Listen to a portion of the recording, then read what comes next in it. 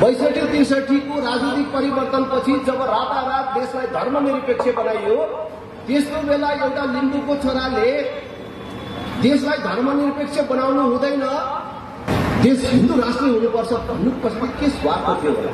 के रुपैयाँ पैसाले काम गरेको थियो होला? के राजनीति सप्रिन्छ भन्ने कुराले काम गरेको थियो होला? भोट जितिन्छ भन्ने कुराले काम गरेको थियो होला? जुन बेला हिन्दू राष्ट्रको हि मात्र विचारण गर्दाखेरि चिन्ह छुटिन सक्नु होला।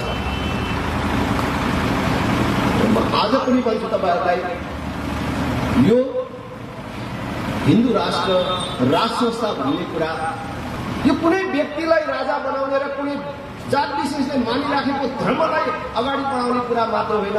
हिन्दू राष्ट्र र राज संस्था नेपालको स्थायित्वको आधार हो। कुनै पनि घर बन्नको लागि जुन जग चाहिन्छ त्यो मूल जग हो। यो देश बिग्रियो भने शेरबहादुर देउवाको केही पनि बिग्रिँदैन। यो देश बिग्रियो भने केपी ओली प्रचण्डहरूको केही बिग्रिँदैन। यो देश बिग्रियो भने तपाईँ युवाको भविष्य बिग्रिन्छ। राजनीतिबाट भागिराखेका युवा पुस्तालाई, मेरा युवा साथीहरूलाई म आग्रह गर्न चाहन्छु, राजनीतिमा हस्तक्षेपकारी ढङ्गले आऊ। हामी जस्ता मानिसहरू पनि राजनीतिमा छौँ, जसले भ्रष्टाचार गरेर खानुलाई आमाको रगत खानु सरल मानेर हिँडेका छन्। स्कुलहरू चलाइराखेका छन्, पुलहरू भत्काइराखेका छन्, सरकारी अड्डाहरू चलाइराखेका छन्। योभन्दा राम्रो बनाउने योजना होला, योभन्दा ठुल्ठुलो पुल बनाउने योजना होला। हाम्रो मनको कुनै कुनामा थियो मान्छे त्यसै त मान्छे मार्न र मर्न तयार हुँदैन, केही होला। आखिर तिनीहरूसँग भत्काउने र चलाउने सिप बाहेक केही रहेनछ भन्ने कुरा त आज देखि।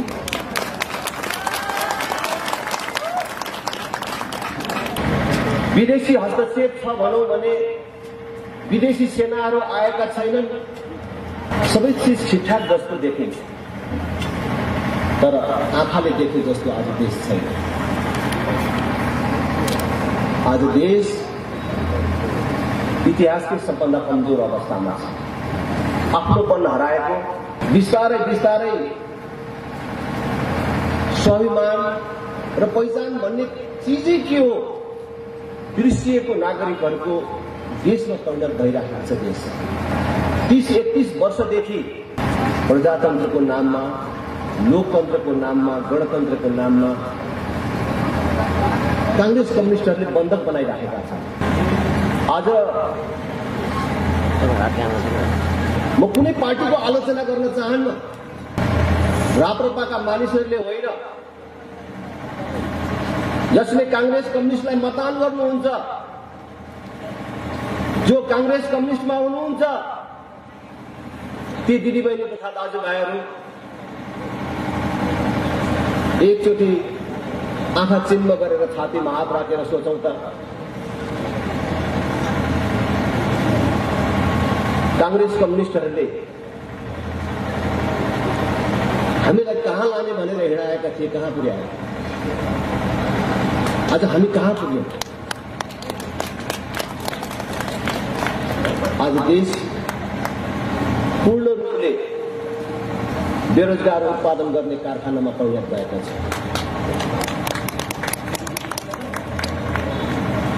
मानिसले छोराछोरी जन्मायो,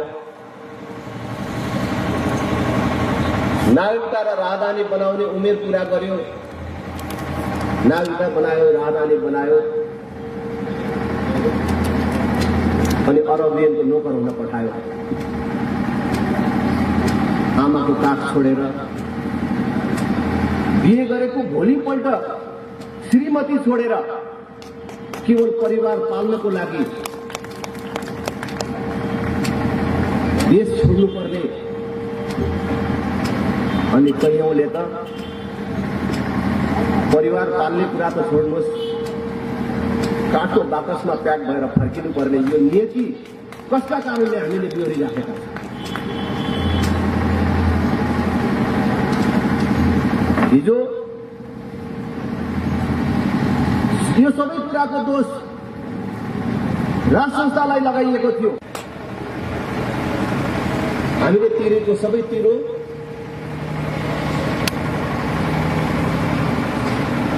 राजा र राजाको परिवार पाल्नमा खर्च हुन्छ। अलिअलि उब्रिएको पैसा पनि सबै स्विजरल्यान्डको ब्याङ्कमा लगेर रानीको नाममा राखेको छ। त्यो पैसा मात्रै फर्काएर ल्यायो भने हरेक नेपालीलाई 4-4 बिघा जग्गा र 5-5 सुन पुग्छ भनेर भनियो। तर आज राज संस्थाको अन्त्य भएको 14 वर्ष भयो। अब हामी नेपाली जनताले ती दलहरूलाई सोध्ने बेला आएन, खोइ स्विजरल्यान्डको ब्याङ्कमा जम्मा गरेको राजा रानीको नामको पैसा फिर्ता ल्याएको। तर आज उल्टो सुनिँदैछ। देशमा गणतन्त्र आएपछि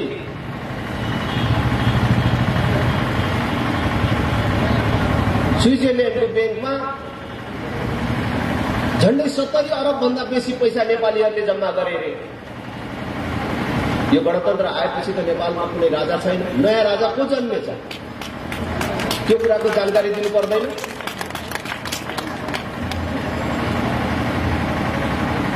हामीले त्यसबेला राज संस्थालाई महँगो संस्थाको रूपमा सम्झ्यौं,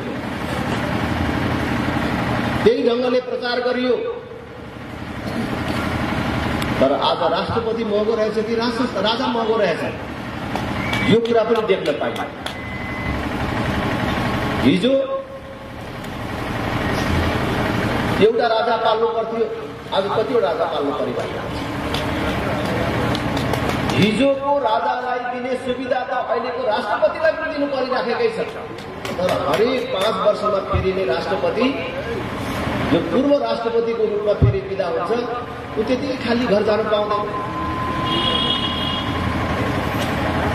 उसलाई पनि गाडी दिनु पर्यो, घर दिनु पर्यो, सचिवालय दिनु पर्यो, बाँचुन्जेलको सुविधा दिनु पर्यो। हरेक 5 वर्षमा यस्ता पूर्व राष्ट्रपतिहरू जन्मिँदै जान्छन्। अहिले रामवरण यादव हुनुहुन्छ, अब केही पछि विद्यादेवी भण्डारी थपिनुहुन्छ, र अर्को 5 वर्षपछि फेरि अर्को कोही थपिन्छ भने राजा महँगो रहेछ कि राष्ट्रपति महँगो रहेछ? निष्पक्षताको दृष्टिकोणले, राष्ट्रिय स्वाभिमानका दृष्टिकोणले राज संस्था र राष्ट्रपतिको निष्पक्षता र स्वतन्त्रता तपाईँहरूले देखिसक्नु भएको छ। हिजो रामवरण यादव हुँदाखेरि 1-2 दिन देख्दाखेरि शपथ ग्रहण गर्ने बेलासम्म राष्ट्रको राष्ट्रपति जस्तो देखिने, सबैको साझा जस्तो देखिने। तर दलको विवाद र झगडा उठ्न थालेपछि कांग्रेसको जस्तो राष्ट्रपति हो, कांग्रेसको राष्ट्रपति जस्तो हो। अनि कांग्रेसभित्रै झगडा भएपछि, कांग्रेसभित्रै विवाद भएपछि कांग्रेसभित्र पनि एउटा ग्रुप सुशील कोइरालाको राष्ट्रपति जस्तो देखिन्छ। हिजोको राष्ट्रपति बेसी भारतको राजनीतिसँग सल्लाह गर्नुहुन्थ्यो। त्यसबेला हाम्रो जिब्रो थुतिन सक्ने अवस्था थियो, ज्यान जान सक्ने अवस्था थियो। तर आज आइपुग्दाखेरि समयले प्रमाणित गरेको छ राज संस्था र हिन्दू राष्ट्र नेपालको आवश्यकता रहेछ, यो देशको यथार्थ रहेछ भन्ने कुरा प्रमाणित भएको छ। आज केही ढङ्गढङ्गी पालेर यो देशको ठूलो पार्टी र ठूलो पार्टीको ठूलो नेता हुँ भन्ने मानिसहरू यो 30-31 वर्ष समय बिताउँदाखेरि पनि देशलाई, जनतालाई, देशका लागि, जनताका लागि यो गरे भनेर भन्ने चिज नभएपछि अहिले पनि राजाको विरोध गरिराखेका छन्। मञ्चहरूमा उभिँदाखेरि राज संस्थाको विरोध गरेर आफ्नो भनाइहरू सुरु गरिराखेका छन्। तर अब राजाको विरोध गरेर राजनीति गर्ने दिन गयो।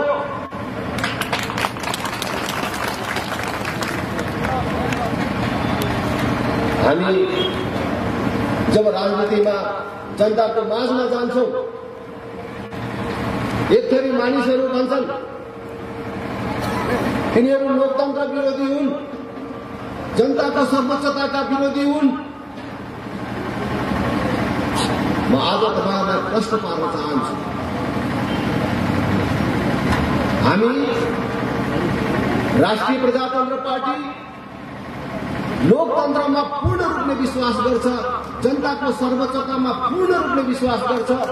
तर यो 30-31 वर्षदेखि लोकतन्त्रको नाममा देशमा कांग्रेस कम्युनिस्टले जुन प्रकारको लुटतन्त्र मचाएका छन् त्यसको हामी विरोधी हौं र त्यसलाई हामी ध्वस्त गर्न छाड्न हामी मैदानमा निस्केका छौं। आज तपाईं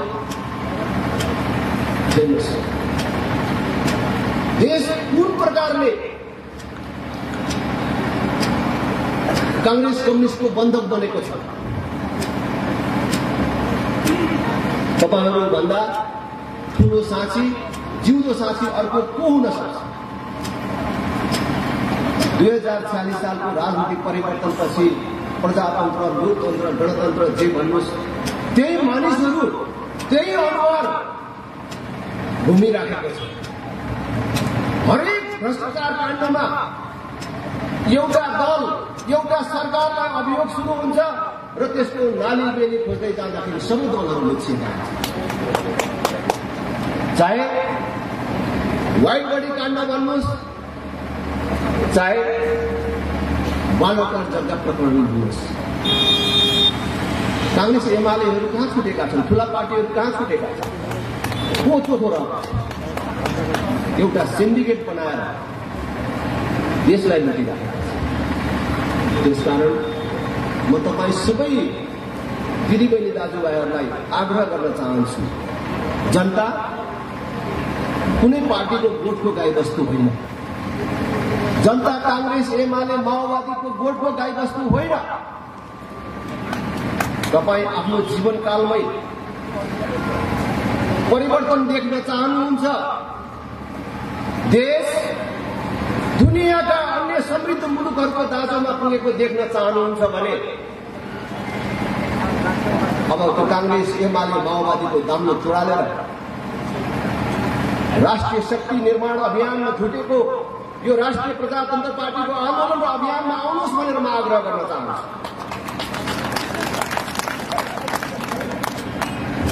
विशेष गरेर युवा साथीहरूलाई मैले जहिले भन्ने गरेको छु र आज यहाँ पनि भन्न चाहन्छु, यो देश बिग्रियो भने शेरबहादुर देउवाको केही पनि बिग्रिँदैन। यो देश बिग्रियो भने केपी ओली प्रचण्डहरूको केही बिग्रिँदैन। यो देश बिग्रियो भने तपाईँ युवाको भविष्य बिग्रिन्छ। त्यसकारण राजनीतिबाट भागिराखेका युवा पुस्तालाई, मेरा युवा साथीहरूलाई म आग्रह गर्न चाहन्छु, राजनीतिमा हस्तक्षेपकारी ढंगले आऊ। हामी जस्ता मानिसहरू पनि राजनीतिमा छौं, जसले भ्रष्टाचार गरेर खानुलाई आमाको रगत खानु सरह मानेर हिँडेका छन्।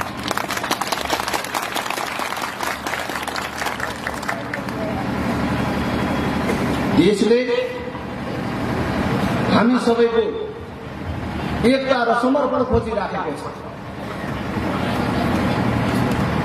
म तपाईहरुलाई विश्वास दिलाउन चाहन्छु, राष्ट्रिय प्रजातन्त्र पार्टीले र राष्ट्रिय प्रजातन्त्र पार्टीको यो नेतृत्वले तपाईको विश्वासमा कहिले कुनै क्षण पनि कुठाराघात गर्दैन।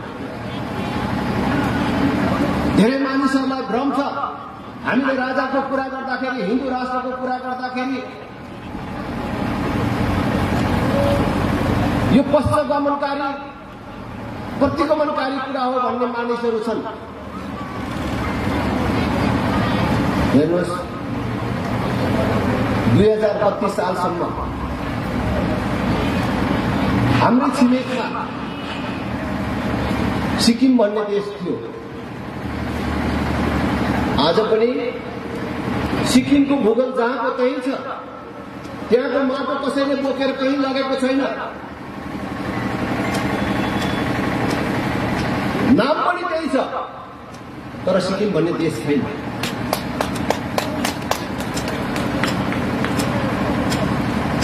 आज लोकतन्त्रको नाममा, गणतन्त्रको नाममा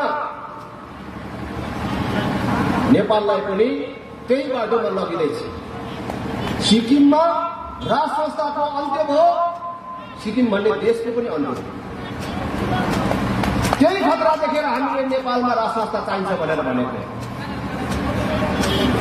आज हिन्दू राष्ट्रको कुरा गर्दाखेरि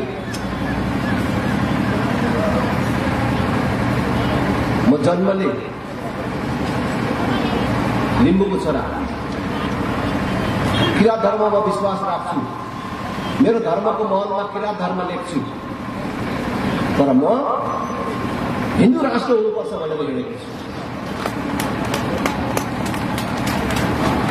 मेरो के स्वार्थ होला? 62-63 को राजनीतिक परिवर्तनपछि जब रातारात देशलाई धर्मनिरपेक्ष बनाइयो, त्यस्तो बेला एउटा लिम्बूको छोराले देशलाई धर्मनिरपेक्ष बनाउनु हुँदैन, देश हिन्दू राष्ट्र हुनुपर्छ भन्नुपछि के स्वार्थ थियो होला? के रुपियाँ पैसाले काम गरेको थियो होला? के राजनीति सप्रिन्छ भन्ने कुराले काम गरेको थियो होला? भोट जितिन्छ भन्ने कुराले काम गरेको थियो होला? जुन बेला हिन्दू राष्ट्रको हि मात्र विचारण गर्दाखेरि तिम्रो जित्न सक्ने होला।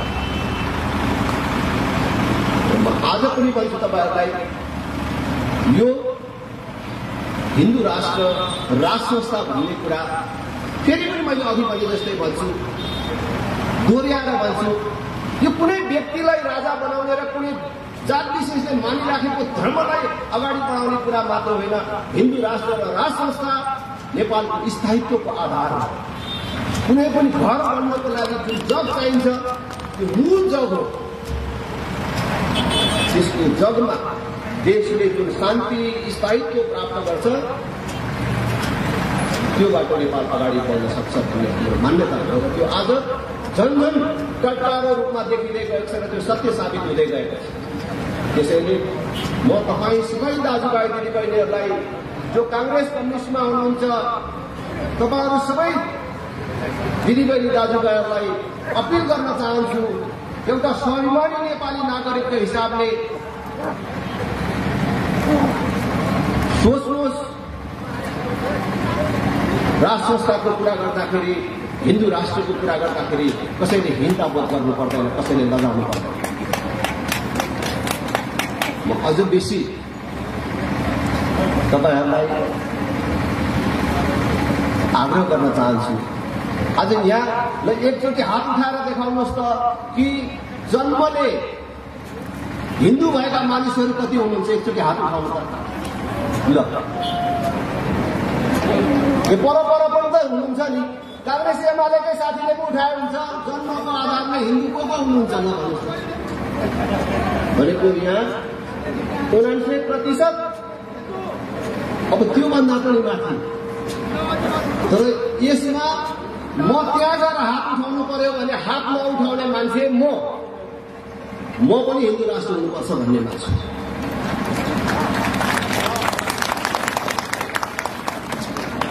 लोकतन्त्रमा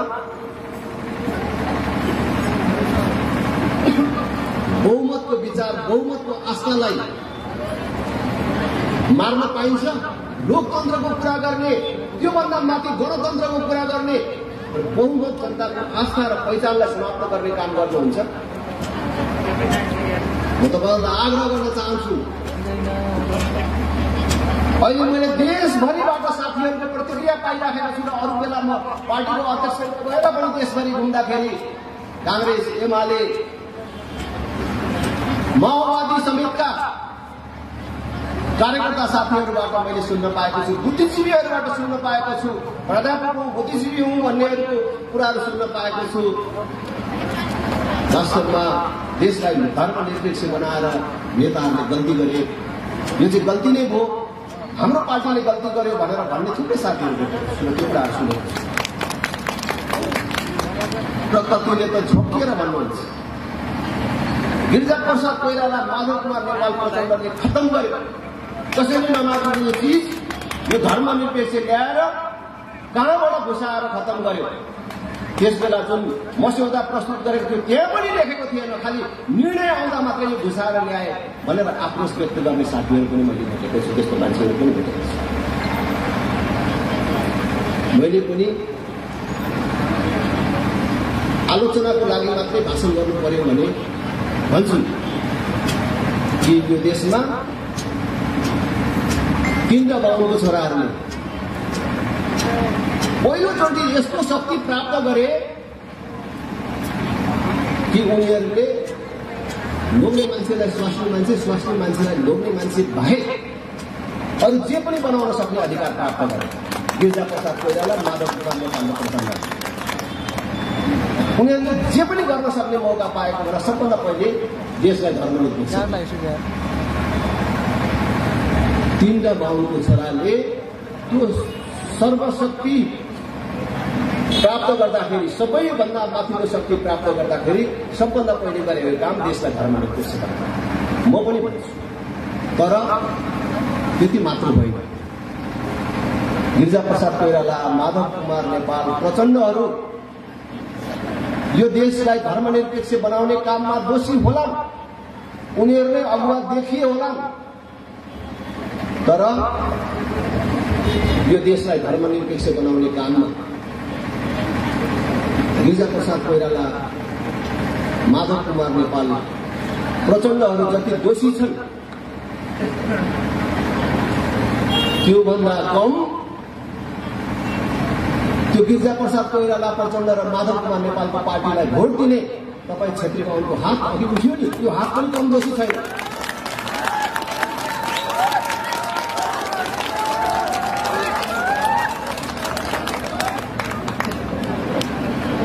तपाईँले भोट नदिएको भए त्यो 2टा संविधान सभाको चुनावमा कांग्रेस, एमाले, माओवादीहरू त्यहाँ संविधान सभामा त्यो प्रचण्ड बहुमतका साथ त्यहाँ नपुगेको भए त्यो धर्मनिरपेक्षताको संविधानलाई कसले अनुमोदन गर्छ? त्यसकारण अघि हात उठाउने सबै साथीहरूलाई भन्छु, तपाईँ जन्मले हिन्दू, कर्मले हिन्दू भएका साथीहरूलाई, कर्मकाण्डमा विश्वास राख्नेहरूलाई बेसी भन्न चाहन्छु, तपाईँ धर्म मान्नुहुन्न, विश्वास गर्नुहुन्न भने मेरो भन्नु केही छैन। तर जसले कर्मकाण्डमा विश्वास राख्नुहुन्छ, हिन्दू धर्ममा विश्वास राख्नुहुन्छ, मैले वर्षमा एकचोटि मेरो पितृलाई सम्झेर मैले चढाएको चिज मेरो दिवंगत पितृहरूले प्राप्त गर्नुहुन्छ भनेर वर्षको एकचोटि अनुष्ठान गर्नुहुन्छ, आफ्नो पितृलाई सम्झाउनुहुन्छ भने तपाईलाई स्मरण गराउन चाहन्छु। जसले गएका चुनावहरूमा र खास गरी 2टा संविधान सभाको निर्वाचनमा कांग्रेस, एमाले, माओवादीलाई अथवा धर्मनिरपेक्षताको पक्षपातीलाई भोट दिनुभएको छ, तपाईले चढाएको चिज तपाईको पितृले पाउनु भएको छैन। तपाईँ पण्डित हुनुहुन्छ भने तपाईँले पढेको चिज पनि त्यो पुरा भएको छैन, त्यो अनुष्ठानहरू कुनै पनि पूर्ण भएको छैन।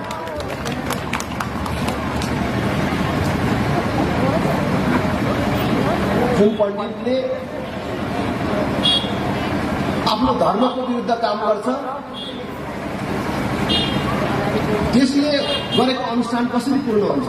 अब म लिम्बूको छोराले यो भन्दा बेसी त भन्नु पर्दैन होला, कहाँ लेखेको छ, कसरी लेखेको छ भनेर। याद गर्नुहोस्, कति फेरि कांग्रेस, एमालेको साथीहरूलाई लाग्दो हो त्यसो भए अब मेरो पितृले पाउँदैन भने अब यो चलाउने काम पनि छोडिदिउँला भनेर भन्नु होला। त्यसो नगर्नुहोस्। यो महेन्द्र संस्कृत विश्वविद्यालय भएको ठाउँमा आएर बोलिराखेको छु, जहाँबाट त्यो धिपिक छ भन्ने अघि सुनिराखेको थिएँ र जहाँबाट संस्कृत शिक्षाको फेरि पुनरुदय गर्ने प्रयास भएको छ जुन भूमिमा, त्यो ठाउँमा म आएर बोलिराखेको छु। हाम्रा कर्मकाण्डहरू अकारण छैनन्। कति मानिसहरूले भन्छन् आधुनिकताको नाममा, ओ राजेन्द्रजी हामी बाहुनहरू त त्यो पिण्ड लडाको कुरा हाम्रो पितृले पाउँछ भन्ने कुरा पत्याउँदैनौँ, तपाईँ लिम्बूको छोरा भएर फेरि हामीलाई चाहिँ ती पिण्ड लडाउने कुरा सिकाउन हिँड्नुहुन्छ भन्ने पनि भेटिएको छ। तर याद गर्नु, यहाँ संस्कृत शिक्षा चलाउने, संस्कृत विद्यालयहरू बन्द गराउने अनि अंग्रेजी शिक्षामा जोड दिने साथीहरूलाई भन्छु कि संस्कृत शिक्षामा नै लेखिएका हाम्रा ग्रन्थहरू, हाम्रा शास्त्रहरू कति वैभवशाली थिएछन् भन्ने कुरा आज देखिँदैछ। म लिम्बूको छोराले मैले संस्कृत किन पढ्न पाइनँ होला, मैले ती ठुल्ठुला किताबका ठेलीहरू, हाम्रो शास्त्रहरू सर्र पढ्ने बुझ्ने किन भइनँ होला मलाई लाग्छ। तपाईँ भन्नुहोस् त त्यो राइट ब्रदर्स भन्ने हवाईजहाजको आविष्कार गर्ने राइट ब्रदर्स भन्ने कहिले जन्मेको हो? हाम्रो शास्त्रमा पुष्पक विमान उडेको कहिले? सर्वै भद्राणि पश्यन्तु मा कश्चित् भाव भवेत् भनेर कि लिम्बूको छोरापछि मैले संस्कृत धेरै पढेको भए मैले पुरै पल्टिन्थ्यो होइन त, जिब्रो यो अड्किन्छ। पहिलेदेखि भन्न थालेको सर्वे भवन्तु सुखिनः सर्वे सन्तु निरामयाः, सबै सुखी हुन्, सबै निरोगी हुन्। ल कहाँ बाहुन मात्रै सुखी होस्, बाहुन मात्रै निरोगी होस्, अथवा नेपाली मात्रै सुखी होस्, नेपाली मात्रै निरोगी होस् भनेर हाम्रो शास्त्रले कहिलेदेखि त्यो चिज जलाएर अगाडि बढ्नुपर्छ भन्ने कुरा हामीले सिक्यौँ। र विदेशीहरूले चाहिँ यो कुरा पढेर संसारलाई एउटा राष्ट्र बनाउन सकिन्छ, सबै मान्छेहरूलाई समान बनाउन सकिन्छ भनेर कल्पना गरेर अरूले साम्यवाद भन्ने, अर्काले आकाशमा मान्छे बोकेर उड्ने चिज पनि बनाउन सकिने रहेछ भन्ने कुरा हाम्रो शास्त्र पढेर सिकेर उनीहरूले आविष्कार गर्ने अनि उनीहरूलाई हामीले वैज्ञानिक मान्ने, यो बाटो हामी फर्किनुपर्छ। वर्षमा एकचोटि हामीले श्रद्धापूर्वक हाम्रो पितृहरूलाई सानो चिज पठाएर वर्षभरिलाई खान पुग्ने, वर्षभरिलाई तृप्त हुने व्यवस्था हाम्रो शास्त्रमा कहिलेदेखि सुरु भयो?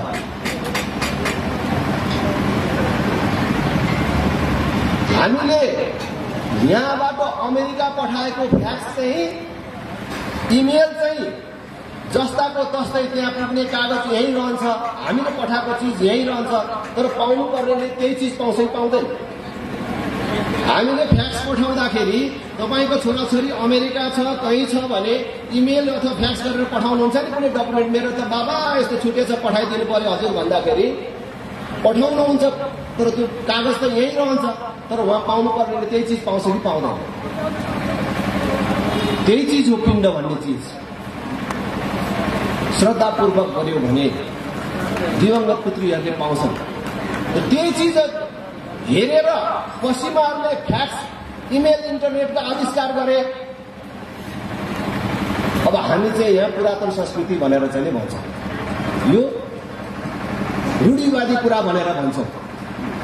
त्यस्तो कुराहरूको हामी पछि लागिरहेका छौँ र म आधुनिकताको नाममा आफ्नो धर्म परम्परा संस्कृति नबिर्सन र आफ्नो धर्म परम्परा संस्कृति नबिर्सेर पनि परिवर्तनमा अगाडि जान सकिन्छ, देशलाई परिवर्तित गर्न सकिन्छ, विकसित गर्न सकिन्छ, आफ्नो धर्म परम्परा संस्कृतिको रक्षा गरेर पनि हामी अगाडि बढ्न सक्छौँ भन्ने मान्यताका साथ राष्ट्रिय प्रजातन्त्र पार्टी अगाडि आएको छ। आज हेर्नुहोस् त, नभत्काइकन, नबिगारिकन, दुई चार मान्छे नमारिकन कसरी देशमा परिवर्तन हुन्छ भन्नेहरूको पनि हामीले हेऱ्यौँ नि। 52 साल फागुन 1 गते माओवादीले देशमा परिवर्तन ल्याउने भनेर जनयुद्ध नामको जुन विद्रोह सुरु गर्यो, कति मान्छे मारे,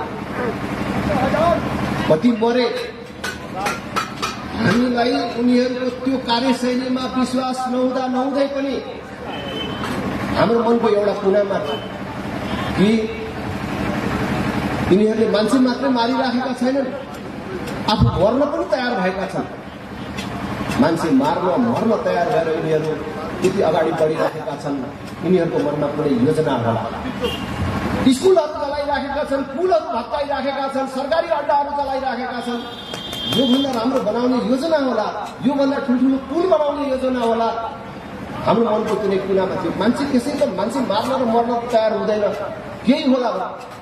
आखिर तिनीहरूसँग भत्काउने र जलाउने सिप बाहेक केही रहेनछ भन्ने कुरा त आज देख्छु।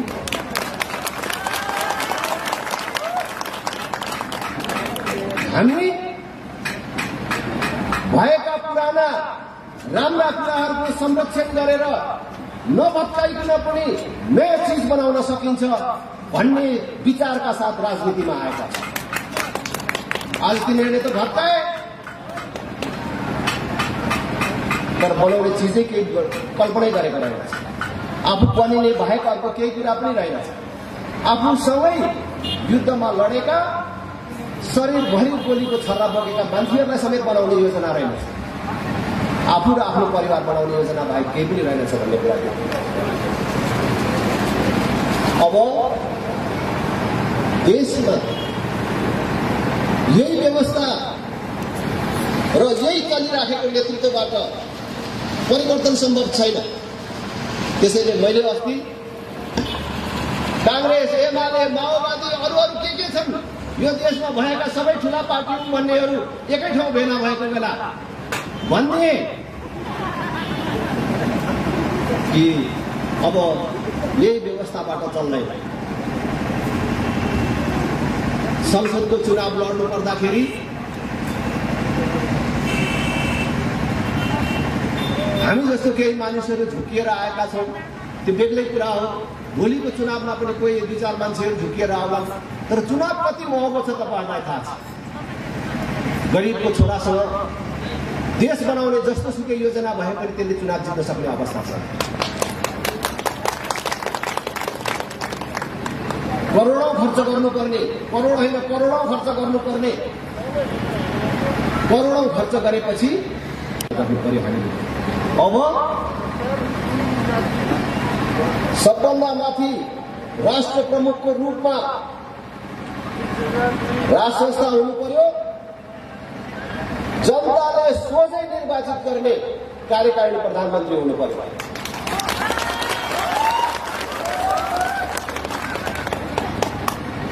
संसद पूर्ण समानुपातिक, सांसदले मन्त्री हुन नपाउने व्यवस्था लागू। देशले दिने सेवा सुविधा जातको आधारमा होइन, गरिबले पाउने हुनु पर्यो। संवैधानिक अङ्गहरूमा नियुक्ति योग्यता क्षमताको आधारमा हुनु पर्यो। यो नयाँ ढङ्गबाट हामी अगाडि जाँदैछौँ। हाम्रो विगतको यो समानुपातिक भन्ने प्रणालीले केही विकृतिहरू जन्माएको छ।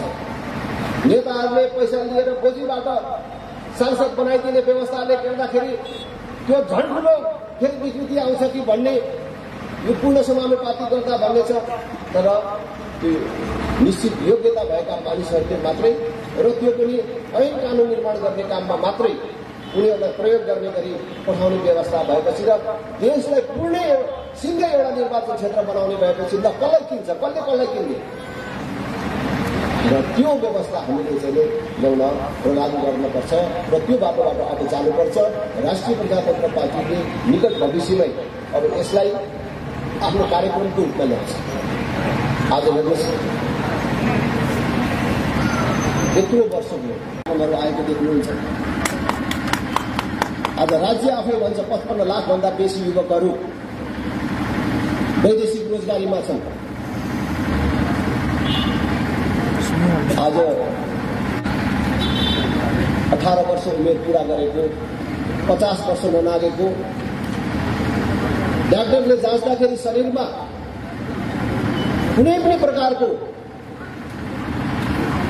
रोग नदेखिएको राम्रा मान्छेहरू, बलिया मान्छेहरू अरबियनको नोकर हुन पठाउने, अनि यहाँ बाँकी रहेका मानिसहरूलाई शासन गर्ने योजना अकण्टक रूपमा लागू गरिराखेका छन्। त्यसबाट देशलाई मुक्त गर्नको लागि हाम्रो भाइ छोराहरूले देशभित्रै गरी खाने पात्रहरू निर्माण गर्नको लागि, एउटा समतामूलक समाज निर्माण गर्नको लागि हामीले अब यो कांग्रेस कम्युनिस्टको विकल्पमा एउटा राष्ट्रिय शक्ति केन्द्र निर्माण गर्नु अपरिहार्य र अनिवार्य भएको छ। त्यसैले म सबै दाजुभाइ दिदीबहिनीहरूलाई फेरि पनि आग्रह गर्न चाहन्छु, तपाईँ कांग्रेसमा होला, एमालेमा होला, माओवादीमा होला, कुनै कालखण्डमा यिनीहरूले नै राम्रो गर्छन्, यिनीहरूलाई देशको परिवर्तनका सम्भावक हुन् भनेर तपाईँ लाग्नुभयो होला। तर आज तपाईँ हरेकको मनमा चाहिँ मलाई लाग्छ कि जो कांग्रेस भएर, एमाले भएर, माओवादी भएर व्यक्तिगत लाभ उठाउनु भएको छैन, व्यक्तिगत लाभ लिनु भएको छैन, त्योदेखि बाहेकका हरेक मान्छेलाई लागेको छ कि अब कांग्रेसले ठिक काम गरिराखेको छैन, एमाले ठिक काम गरिराखेको छैन, माओवादीले ठिक काम गरिराखेको छैन, अब यिनीहरूबाट हाम्रो जीवनकालमा परिवर्तन सम्भव छैन भन्ने लागिराखेको छ भने त्यस्तो साथीहरू आउनुहोस्, आफ्नो मन मारेर नबस्नुहोस्, देशका प्रति, धर्मका प्रति, जनताका प्रति अन्याय गर्ने काममा सहभागी हुनुहोस्, बाटोमा आउनुहोस्, जोड्नुहोस्।